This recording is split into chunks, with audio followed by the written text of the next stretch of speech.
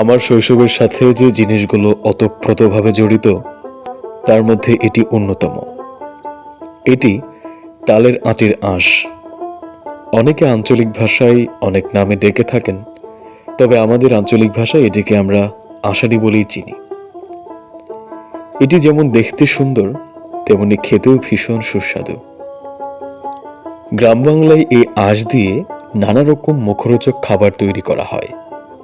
কখনো কখনো মোরব্বা, আবার কখনো চাল চিড়া এগুলো ভেজে গুঁড়ো করে এই আঁশ দিয়ে তৈরি করা হয় মুখরোচক নাড়ু, যেগুলো খেতে ভীষণ মজা। নাড়ু, মোরব্বা এসব ছাড়াও এগুলো এমনিতে খেতেও অনেক মজা। আমাদের শৈশবের সাথে এসব জুড়ে আছে নিরবিচ্ছিন্নভাবে।